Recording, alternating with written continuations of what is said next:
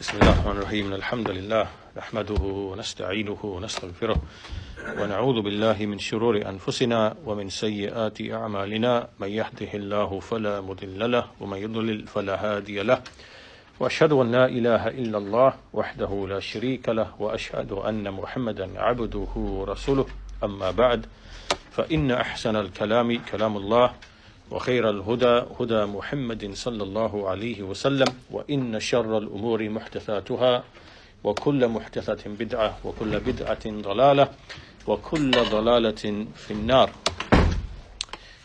So today we continue our lessons on Taqreeb Tadmuriyyah, which is Shaykh Ibn Uthaymeen's summarization of Shaykh al-Islam Ibn Taymiyyah's Tadmuriyyah, rahimahumullah. And in the previous lessons we finished off our discussion, the first asal, the first foundation, which is the foundation of the sifat, the foundation of the attributes. And through that we should now have a very good, clear, solid understanding of the position of the Salaf, of Ahlul Sunnah, with respect to Allah's names and His attributes. And we have very, very clear principles that we understand and we can use and we can apply to help us to understand, first of all, how we speak about Allah, and secondly, how the opponents from the people of Kalam, from the people of philosophy, how they speak about Allah, and how they make mistakes, how they fall into error, and the principles which they violate, right? So we should have a very clear understanding of all of that. Now the second principle, the second asal, the second foundation that Shaykh al-Islam discusses in this very valuable book is regarding al-qadar wa shara, al-qadar wa shara, which is the decree of Allah and the legislation of Allah.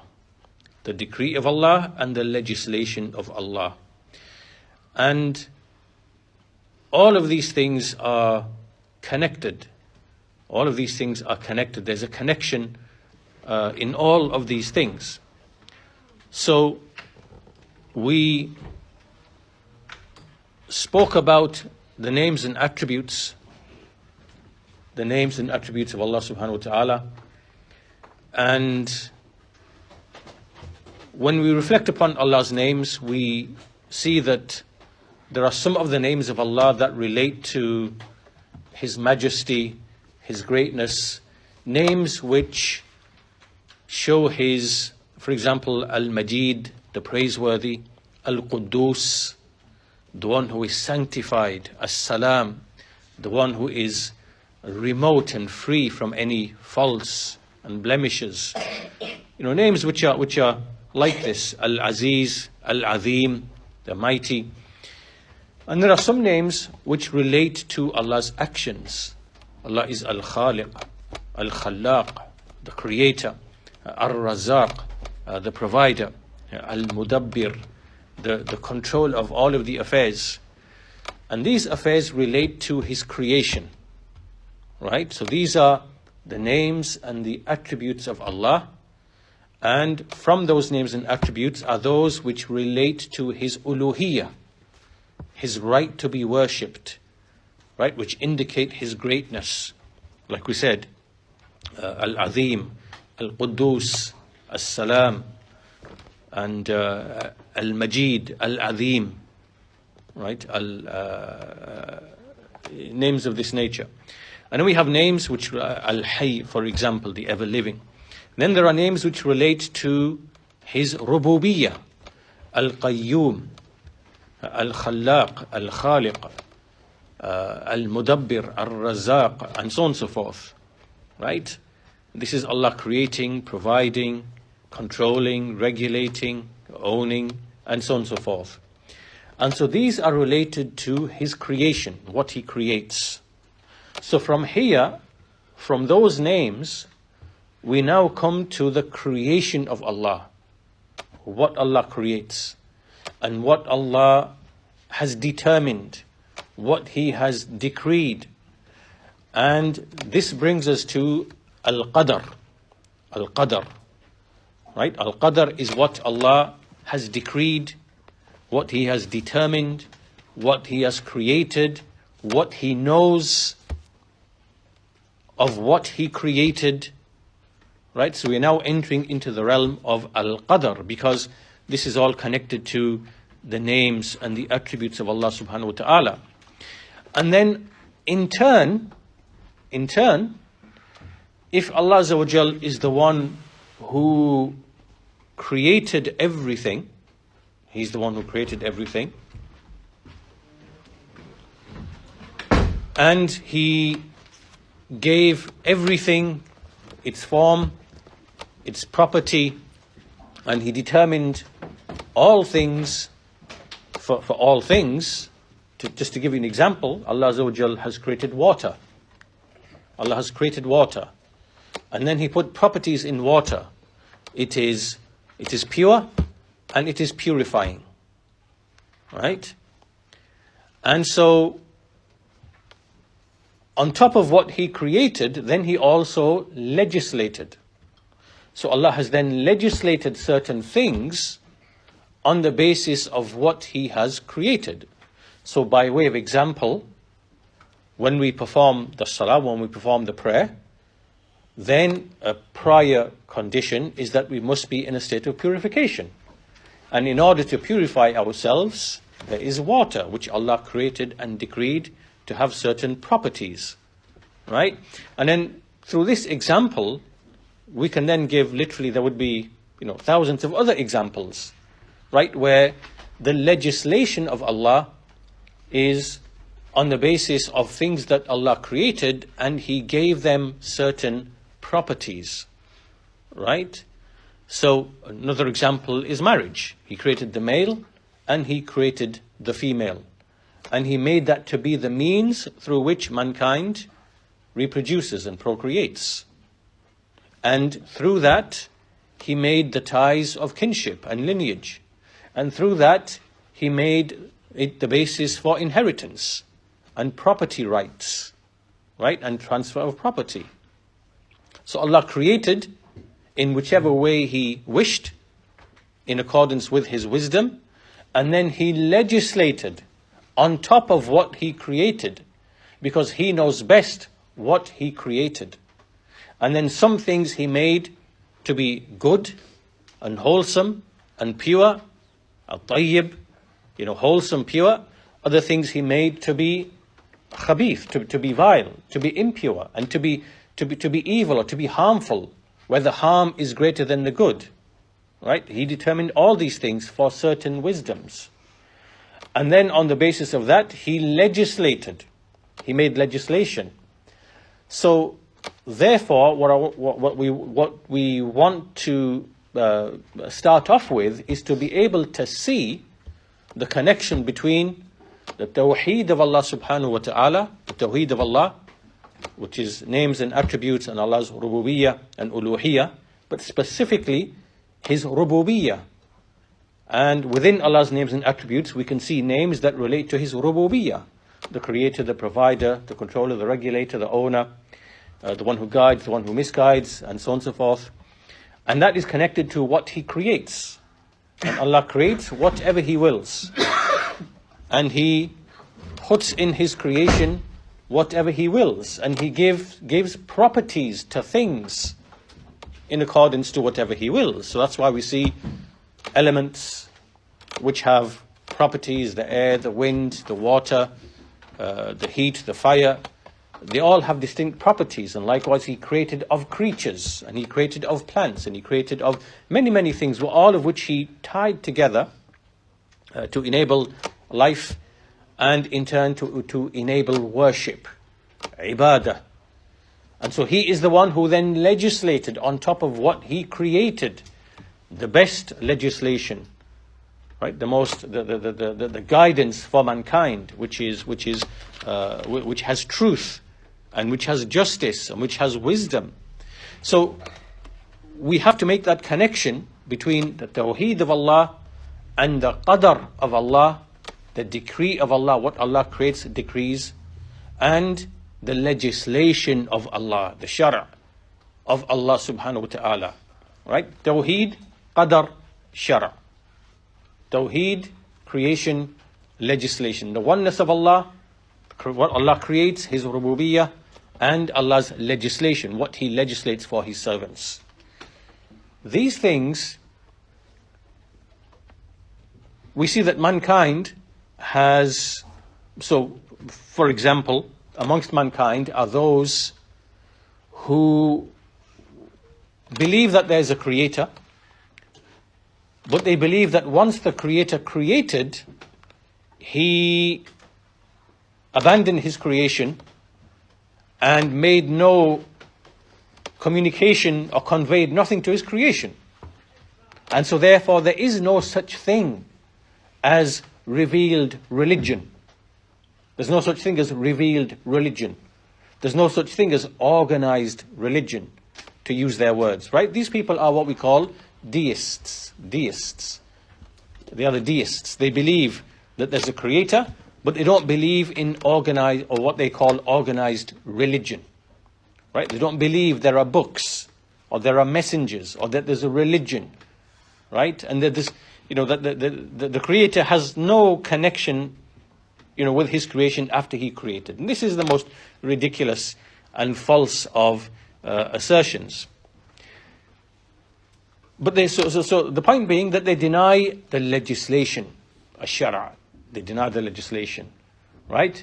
So this whole asl, this whole foundation that we are going to discuss and study, it's to do with al-qadar wa-shara'. They are mentioned together. And actually, we covered some of this topic, if you remember, in the book Al-Ubudiyyah, Kitab Al-Ubudiyyah. If you recall, we discussed in our series, in the commentary on that book by Shaykh al-Islam ibn Taymiyyah, he discussed this issue of al-qadar wa shara'. And we discussed that, so this is, inshallah, like a reminder and maybe a bit more specific and a directed discussion of this topic. So, with that introduction, just to introduce the topic, we're going to start with the text then. So if you have the book with you, this is page 103 in Taqreeb. And if you have the Sharh of Ibn Uthaymeen, rahimahullah, the thick volume, this is page 446. So we're just going to read from the main text and some of the commentary, inshallah ta'ala. So Shaykh al-Islam says, Fasal, chapter, Fil Qadar wa Shara'. Chapter regarding al-Qadar, which is the decree of Allah, was shara', which is the legislation of Allah. So the Shaykh says, Shaykh Ibn Uthaymeen, rahimahullah, al-qadar, so he defines what is al-qadar. Al-qadar, when we say al-qadar, the decree of Allah, what do we mean? It is taqdeer Allah ta'ala lima kan wa ma yakun azalan wa abadan. Right? It is Allah determining or deciding or decreeing. Right? It is Allah the Most High determining or decreeing what was, and what is to be, both in past eternity and future eternity. Alright, so repeat that again. تقدير الله تعالى لما كان وما يكون أو أزلا وأبدا. Allah decreeing and determining what was and what is to be, azalan wa abadan, in past eternity and in future eternity. So the Shaykh Ibn Uthaymeen, rahimahullah, he explains in his commentary, he says, في القدر والشرع, he says, الواقع أن هذا الأصل يدور على الحكم الشرعي والقدري. فالله سبحانه وتعالى منفرد بالحكم الشرعي كما أنه منفرد بالحكم القدري. So he says, the reality is in this foundation is that this foundation is related to Allah's legislative judgment, right? Allah legislates. He orders, He commands, He prohibits. Right? These are the laws and the judgments of Allah. Right? So this is Allah's legislative judgment. And likewise, wal qadari, Allah's creational judgment. Allah's creational judgment. What do we mean by these two things? When we say Allah's creational judgment, this simply means what Allah has created and determined in terms of how His creation runs and operates, the causes, the effects, the ways, the means, how they are all tied together. So for example, at the big level, at the large level, we can see Allah has made the sun, and through the sun we get the heat and other things, and then it allows plants to grow, and then the plants grow, and the plants serve as food for the animals, and the animals in turn serve as food for mankind, and drink and transport, and then there is water, there is air, and so on and so forth. Everything in creation, whether at the large level or the small level, how the creation of Allah operates, the specific details and the specific way everything is set and arranged, some of which we can study and we can know, some of which is hidden from us in the knowledge of the unseen. All of that is the creational judgment of Allah subhanahu wa ta'ala. Right? It just means that this is what Allah has judged and determined, that this is how creation is going to be. And so this is how mankind, as we study the creation of Allah, and so therefore there are many sciences to do with the study of creation. We study biological life, we study geology, we study agriculture, we study this, we study that. All of this, these ulum, they study what Allah has decreed and determined in His creation in terms of how it functions. So there's that aspect to it, and then there is al-hukm al-shar'i, right, which is the legislative judgment of Allah.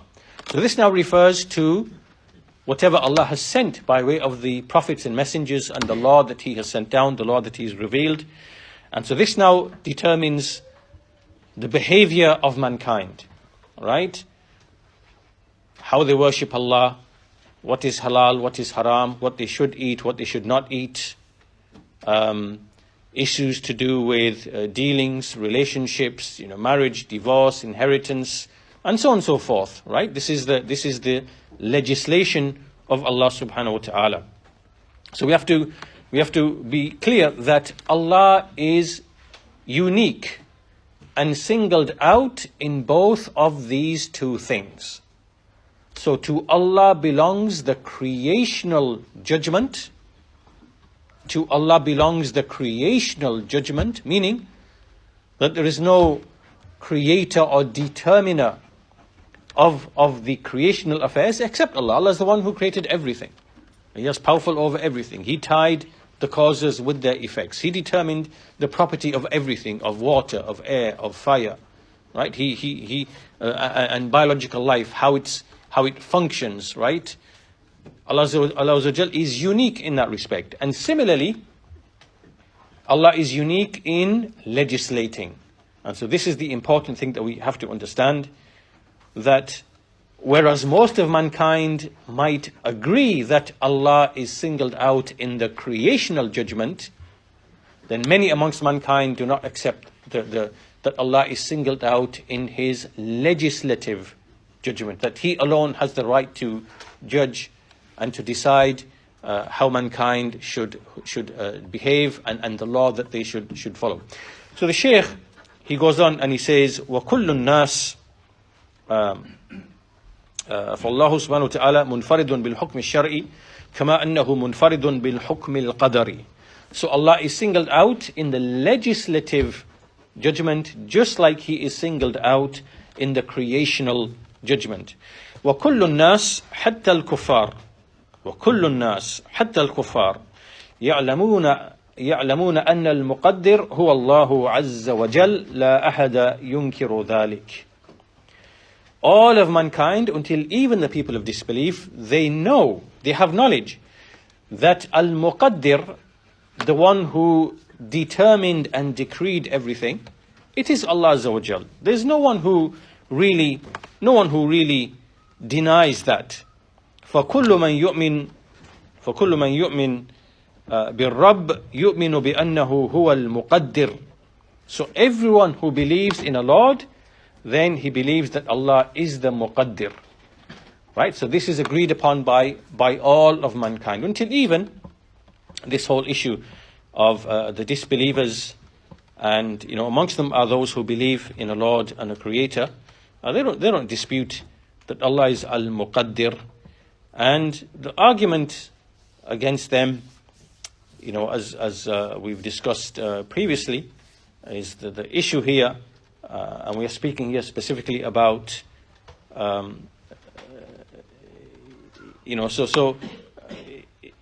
if we just put the atheist to one side, everybody else believes in a Lord, and they know that Allah is the Muqaddir. Even the Hindu, even the Christian, even the Buddhist, even they believe in a supreme Lord and a Creator. So they all accept that Allah is Al-Muqaddir. This is agreed upon. As far as the atheists are concerned, then the issue with them is very, very simple. This is a corruption in fitrah. It is a deviation from fitrah, because the fitrah knows, we know just from the fitrah, that when we ask the simple question, is what we see, is it a product of intentionality? Right? Intentionality. There's a word, intentionality. Is there intention behind creation? And this is from the most obvious and most apparent of things that we can see with the vision of the eyes. Right? We can see this intentionality in this, and in this, and in this, and in that. And we likewise see intentionality in all of the phenomena that we see. This is from the most obvious of knowledge. It's the most apparent of knowledge. And anyone who denies that, this is what we call al-mukabara fil hiss. This means that you are being arrogant in rejecting what is plain and obvious to the senses. Right? It's plain and obvious to the senses that this is just arrogant rejection.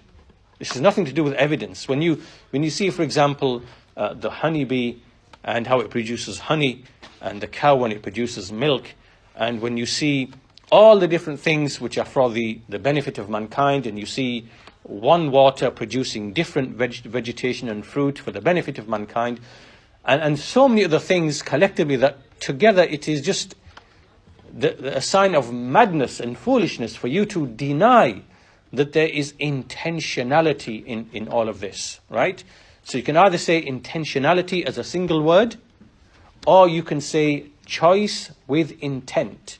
Choice with intent, right? And these words are important because it ties into, how do we prove this, right? So intentionality behind creation, or there is choice with intent behind creation, or if we want to go further, we just simply say that there is knowledge, will, power, and wisdom, right? These are the four attributes mentioned by Ibn al-Qayyim, that everything we see and we reflect upon, it tells us that there is knowledge, will, power, and wisdom behind all things that we see. This is from the obvious knowledge. It is plain, manifest, obvious knowledge that no one can deny unless he is actually insane or he is arrogant. It is just arrogant denial. And so this now makes it very simple for us to argue with an atheist. We simply say, well, okay, the question, the hypothesis is what we see a product of intentionality, or of choice with intent, or with knowledge, wisdom, power, and will? How do we actually determine that and know that scientifically? Well, the only way to know that and do that is with an experiment. That's science. You have a hypothesis, and then you perform experiments, right? So as far as what we are saying, that in creation it's the product of knowledge, will, power, and wisdom, then we have thousands and thousands of years of the experience of the man in producing things with intent, right? Whether we start going back from the, thousands of years back to the modern age, where we have whole sciences whole sciences, for example, the science of biomimicry, where you are trying to mimic what is in the creation. So you understand how the brain works, then you try to mimic it technologically. You understand how the muscles and the tendons and how they work, and then you try to mimic it technologically, right? Where you're trying to mimic the creation of Allah. All of this evidence clearly shows that if man is trying to mimic the creation by applying his knowledge and his will and his power and his wisdom, then the thing that you're trying to mimic, which obviously you can't do very well, then even more so, that must be the product of knowledge, will, wisdom and power. That goes without saying, right? So for our evidence, the scientific evidence, where's our proof? Our proof is the sum whole of the activity of the whole of mankind in all sciences. All of that is collectively an empirical proof that there is intentionality in creation. Or if you want to say, choice with intent. Or if you want to say, knowledge, will, wisdom and power. And this is a clear proof of the existence of a creator. End of story, right?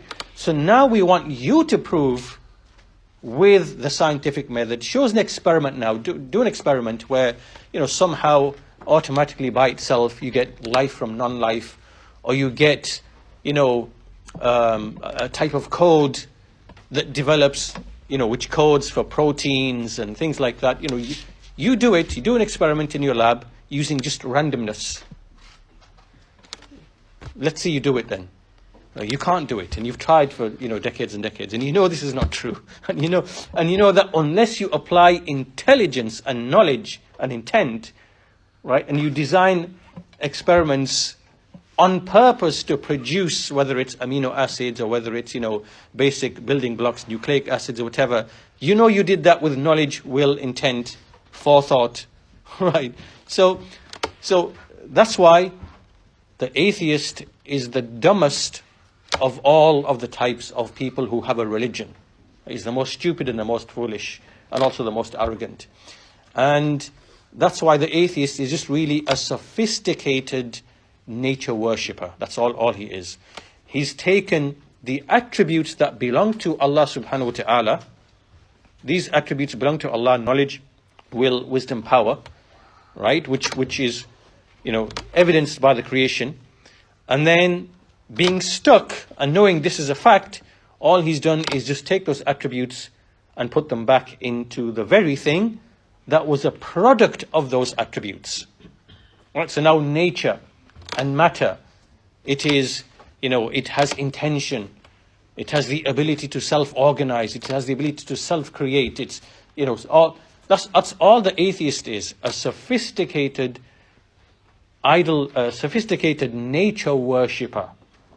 That's all he is. He's just worshipping nature and giving nature the qualities and the attributes that belong to Allah subhanahu wa ta'ala. And this is exactly what Ibn al-Qayyim, rahimahullah, he says. Right? What you mean, tabi'ah? You're trying to give things tabi'ah and explain everything by way of that. Why don't you just say that Allah is the one who put the tabi'ah in everything? Right? Very simple. So these people, we're not, obviously these people don't believe in a creator. But those who do believe in a creator, they all accept, whether the Jew, the Christian, the Buddhist, the Hindu, no matter what, they believe in a supreme creator, and they believe that he is al-Muqaddir, the one who ultimately decrees everything.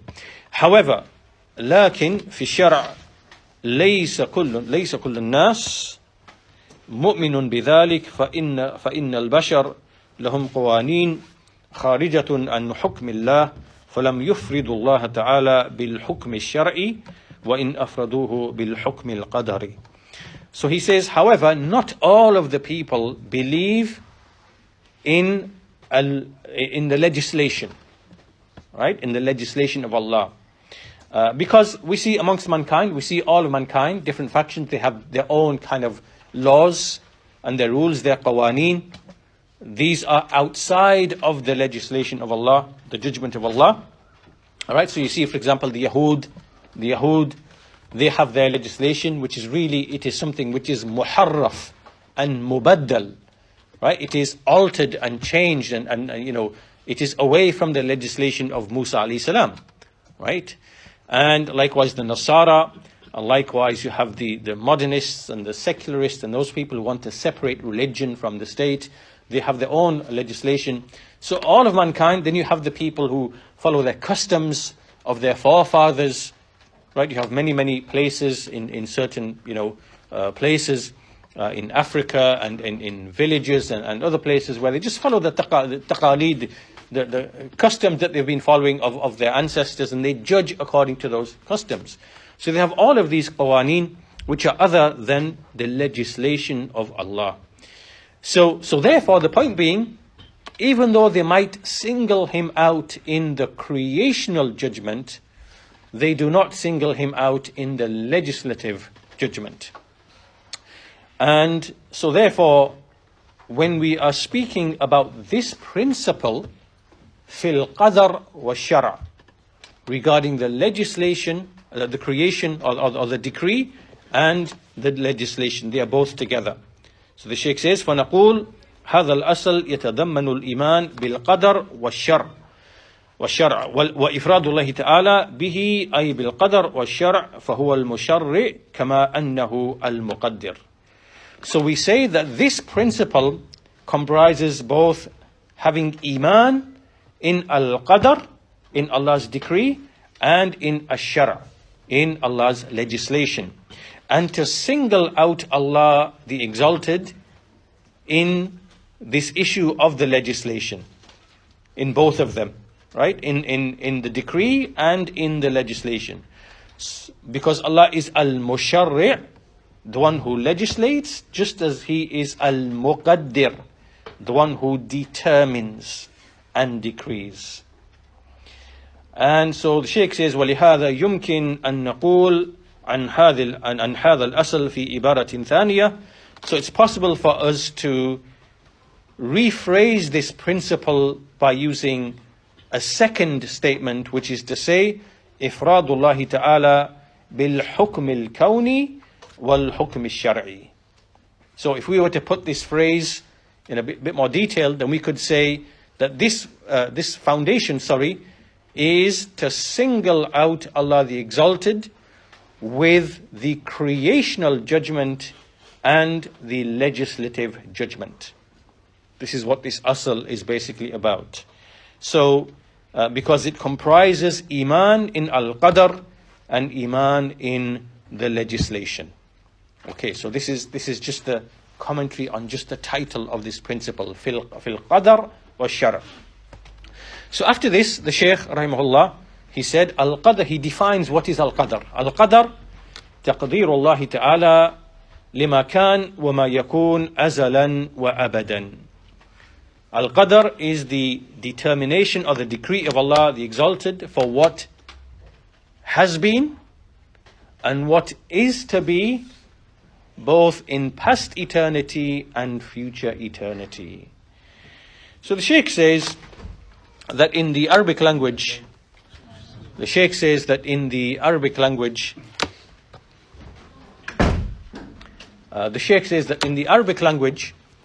when we say al-azal and al-abad, these are two words, al-azal and al-abad. Al-azal, when we say al-azal, this means eternity in the past, never ending in the past. And when we say al-abad, this means never ending in the future. Alright, so al-azal yakun fil madi, wal-abad yakun fil mustaqbil. So Allah subhanahu wa ta'ala has decreed every single thing, and He has decreed what has occurred in the past, in past eternity, and He has decreed what is going to happen in future eternity. And Allah is the one who decreed that. Allah determined that. There is no one who has decreed or determined anything alongside Allah. Right? Allah is the determiner. He is the muqaddir of every single thing in past eternity and in future eternity. And this is why as the Shaykh says, بل هو الذي انفرض سبحانه وتعالى بالتقدير وهذا التقدير مرتب علم وكتابة ومشيئة وخلق. Right, so therefore Allah Azza wa Jal is the one who is singled out in this taqdeer, in the one who has determined every single thing. Now this taqdeer, Allah decreeing and determining everything, it has been arranged and explained in the Quran and the Sunnah in 4 levels or 4 steps. There are 4 steps or 4 levels to understanding the qadr of Allah, what Allah has decreed in His creation, in past eternity and in future eternity. And these 4 levels and 4 steps, what are they? They are ilm, knowledge, Allah's knowledge of all things in past eternity and future eternity. Ilmun wa kitabatun, Allah writing that knowledge down, Allah writing that down. Wa mashi'atun, and Allah willing that to happen, Allah willing that to happen. Wa khalqun, and then Allah creating it and bringing it into existence, right? So these are 4 levels of how al-qadr, this taqdeer, how it is arranged. It is the prior knowledge of Allah, it is the writing down of that knowledge, and then Allah willing something to occur, and then Him creating it and bringing it into existence. Right? The first 2 levels are before the thing happening. Right? Knowledge and writing, it is before the thing happens. And the second 2, Allah's will and Allah's creative power, these happen when the thing happens. Right? So if Allah wills someone to be born, then Allah will will that to be and will make that happen at the point that it happens, right?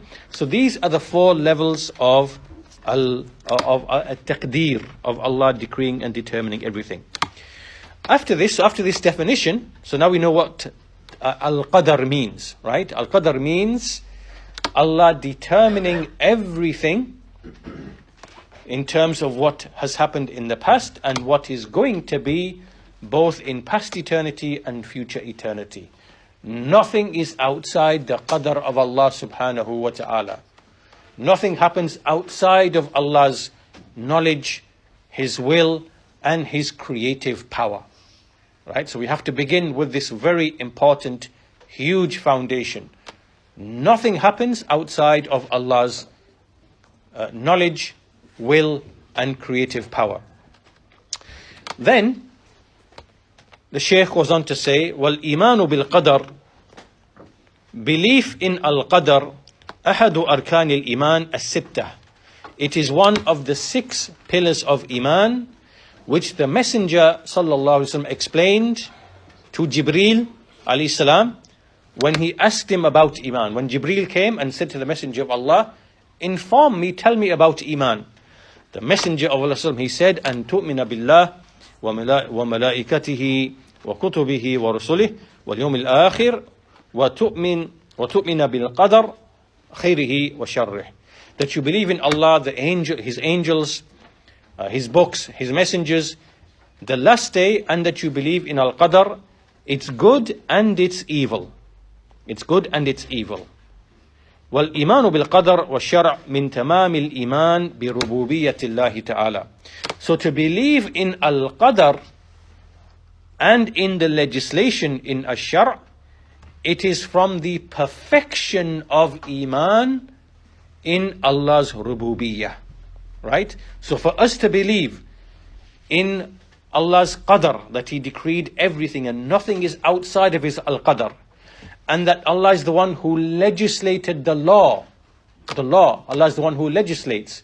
Both of these 2 things come under Allah's rububiyyah, that He is the Lord, that only He is the Lord.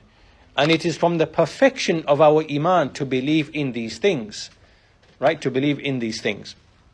Now, the Shaykh goes on to mention that because belief in al-qadr is one of the 6 pillars of Iman mentioned in that hadith, then it shows how important it is to believe in Al-Qadr. Right? To believe in Al-Qadr. And this means that it is wajib for us to believe in Al-Qadr, just like it is wajib to believe in Allah, His angels, His books, His messengers. Then it is wajib to believe in that. And then he says that because this is connected to Tawheed, Ar-Rububiyyah, so belief in Al-Qadr is connected to Tawheed Ar-Rububiyyah. And that's because it revolves around the issue of Allah controlling and regulating His creation. Right? So to believe this, because Allah is the maker, the creator, the regulator, and He's the legislator, then all of this is from the perfection of Iman in Allah's Rububiyyah. Then the Shaykh goes on to say, mentioning the implications and the importance of belief in Al-Qadr. Why is all of this important? What does it lead to? What is it leading to? And how does it affect? How does this Iman, a believer believing in this Iman in Al-Qadr, how does it affect him? How does it affect you and me and the believers in general? Right? And this is a very, very important point now to understand, that inshallah we'll conclude our opening lesson with today, inshallah. The Shaykh says, therefore it is not possible to make tawakkul upon Allah. إذن لا يمكن التوكل على الله عز وجل والاستعانة به إلا بالإيمان بالقدر. So this now is the significance. Because we as believers, we are unable to have reliance upon Allah. We are unable to seek assistance from Allah, to seek aid from Allah, except when we have belief in Al-Qadr.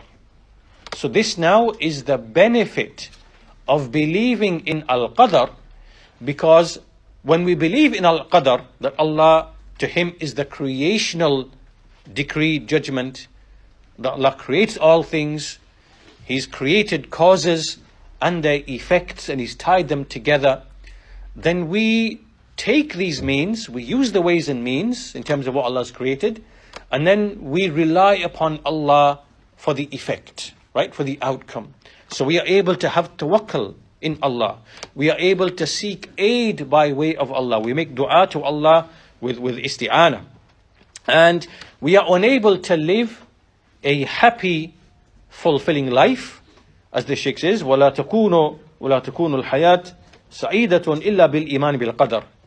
No one can have a happy, you cannot be happy, and you cannot be fulfilled, and you cannot be inwardly satisfied except with Iman in Al-Qadr. And for this reason, and this is the important point now, the Shaykh says, وَلِذَلِكَ تجد الكفار والفساق تضيق عليهم الأمور فيما يحصل لهم من المصائب فإذا ضاقت ينتحرون لأنه ليس عندهم نعمة الإيمان بالقدر. What does the Shaykh say? The Shaykh says, for this reason you will find that the people of disbelief, and likewise the sinful amongst the Muslims, you will find that when calamities come to them, then everything becomes very, very hard. They find life to be very difficult. And when life becomes very difficult, some of them, they commit suicide. They take their own life, because they do not have the favor and the bounty of believing in Al-Qadr.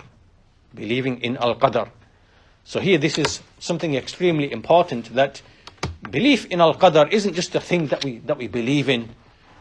It is something that directly impacts the life of a person, the livelihood of a person, the character of a person, right? And to finish our lesson, because we want to finish on this point, I want to just read to you, just to give evidence for what the Shaykh has just said, right? That believing in Al-Qadr is something that brings you a happy life, and it makes you resilient to the trials and tribulations of life. And the Sheikh made a reference to suicide, that you see that people who don't believe in Al-Qadr, and or even sinful Muslims who have a deficiency in belief in Al-Qadr, we see that they commit suicide. So we have this paper here, and it's called The Global Perspective in the Epidemiology of Suicide, right? So it's a paper discussing suicide all across the world, and I just want to read a few bits and bobs from this article. And so the section here, it says, so basically they're looking at the whole world, suicide rates amongst men and women, and then men and women combined. They're looking at different ages, and they're looking in different areas across the world, and looking at different even cultures and religions, right? So it's very good to see what's coming out of this data.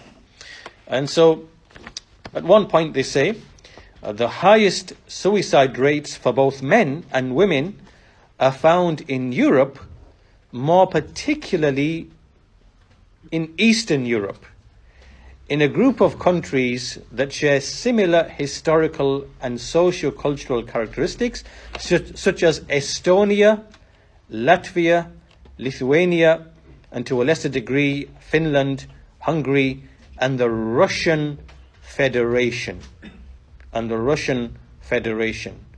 Right, so these are countries historically where there was a lot of there was communism and disbelief in Allah, atheism, materialism, as it is now.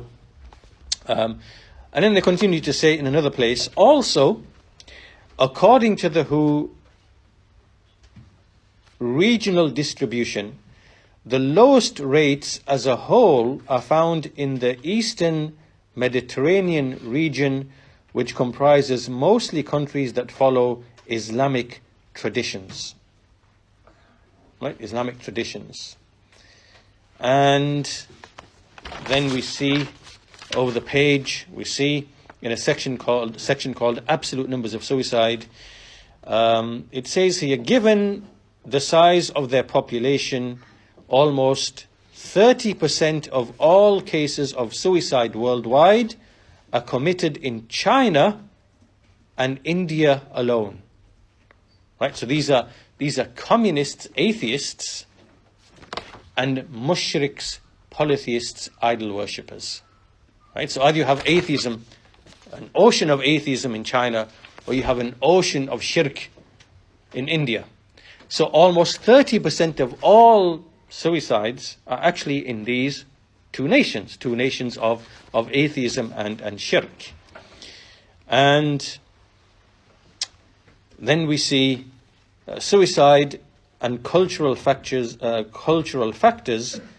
case of religious denomination.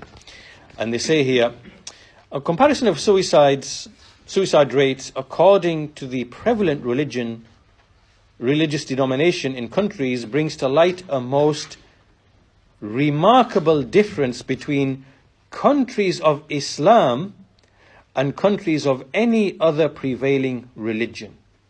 Right? He said a remarkable difference between Muslim countries and any other religion. In Muslim countries, for example, like Kuwait, where committing suicide is strictly forbidden, the total suicide rate is close to zero. It's close to zero. So then, on the final page of this paper, this article, you have this graph here that you can see. If you have a look here. And the title is Suicide Rates per 100,000 According to Religion. Right? So if you have a look at that, you can have a look. You can see there's like 5 entries. Right? So we have the left-hand side, we start with the Buddhist, and this is giving us numbers in terms of per 100,000, right? So amongst the Buddhists, men and women combined, you have a rate of 23 per 100,000, right? Suicides per 100,000 of population, 23. This is Buddhists. Then you have the Christian, which is 17, so not far off. Then you have the Hindu, which is 11. But the reason why there's more amongst Hindus is because they have a larger population. Obviously, it's 1.4 billion, right? Then you have at the end atheist, which is 41. So these, obviously, they are the most happiest people. Obviously, they, because there's no hereafter, there's no resurrection, there's no judgment, there's no right, there's no wrong, right? It's just enjoyment. You make your life what you want it to be, your own rules. Clearly, you're going to be the happiest of person because, there's no law governing your behavior. There's no halal, there's no haram, there's no restrictions. So you're obviously going to be the happiest person on the earth. And so these people are taking their lives at a rate of 41, which is really double that of the Buddhists and the Christians, and quadruple that of the Hindus. And then we have this thing, we can't even see the Muslim. What do you see there? Zero. Literally 0.1 per 100,000. It's not even one. It's not even on the scale. It's 0.1. Right? Why is that? Well, exactly what the Shaykh said. We have al-Iman in al-Qadr. We believe in al-Qadr. We believe Allah decreed all things. And we believe Allah knows all things. And we believe, because Allah gave us the legislation as well, we have the legislation, we pray, we fast, we ask Allah for isti'anah, we make tawakkul upon Allah. And in fact, the Shaykh goes on to mention, and we can finish with this hadith. It says, وَإِذَا كَانَ الْإِنسَانِ عِنْدَهُ إِيمَانٌ بِالْقَدَرِ صَبَرَ عَلَى الْمَقْدُورِ وَانْتَظَرَ الْفَرْجِ من الله عز وجل وسهلت عليه المصائب وانشرح صدره دائما. So when the believer, when a person, insan, he has belief in al-qadr, he will have patience upon whatever is decreed. He will anticipate relief from Allah, that Allah will make things easy and give him relief. And calamities will now become easy upon him. Calamities will now become easy upon him. And his chest will always be expansive, always. His chest will never become constricted. Because why? He believes in Allah, he believes in Al-Qadr. He knows that Allah, whatever comes to the believing slave, is always positive, is beneficial. And that's because we have the hadith of the Messenger of Allah ﷺ from Suhaib radiallahu anhu, who said that the Messenger of Allah, he said, عَجَبًا لِأَمْرِ الْمُؤْمِنِ, how amazing is the affair of the believer. إِنَّ أَمْرَهُ كُلَّهُ خَيْرٌ. Indeed, all of his affair there is goodness. وَلَيْسَ ذَاكَ لِأَحَدٍ إِلَّا لِلْمُؤْمِنِ. This is not for anyone but a believer. إِنْ أَصَابَتْهُ سَرَّاء شَكَرٌ. If something good and pleasing comes to him, he is grateful to Allah. فَكَانَ خَيْرًا لَهُ. And this is better for him. وَإِنْ أَصَابَتْهُ ضَرَّاء. If something harmful afflicts him, sabr. He then has patience. وَفَكَانَ خَيْرًا لَهُ. And this is better for him.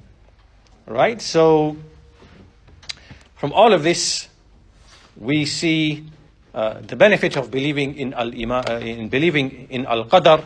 And you can clearly see from Allah's creational decree, the evidences are very clear that the Muslims are the most resilient, the most patient, with the most expansive chests, and they anticipate relief from Allah, and they're able to have patience, and they are able to enjoy life. And this is from the fruits of Iman, that when you believe in Allah and the last day and Al-Qadr and paradise and hellfire and absolute truth and falsehood and judgment and reward, you have something to live for and anticipate, and you will be the happiest person.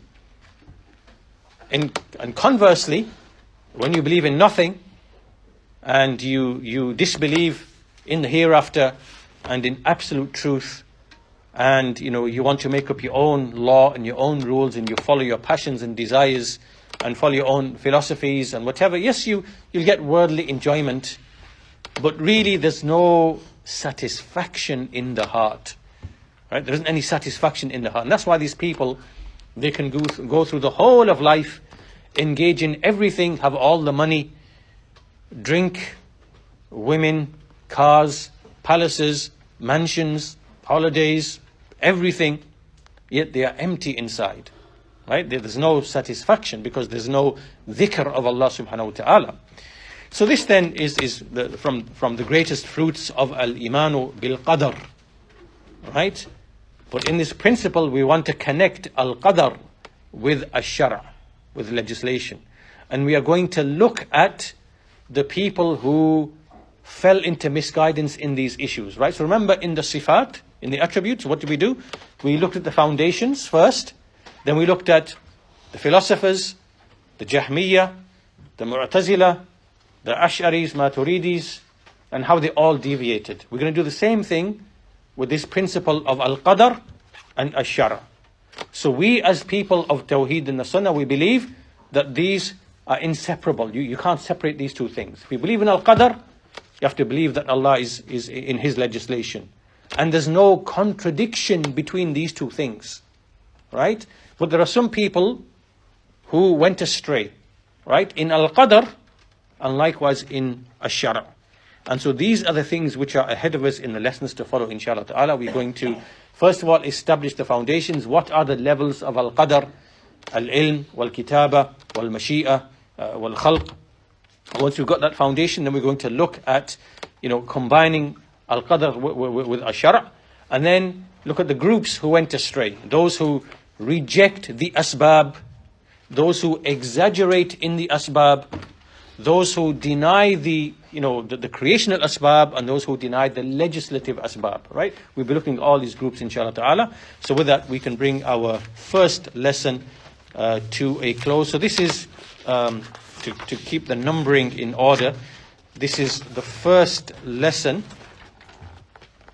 on the second asal, but it is the 36th lesson in the series, right? So in the series, we're on lesson 36.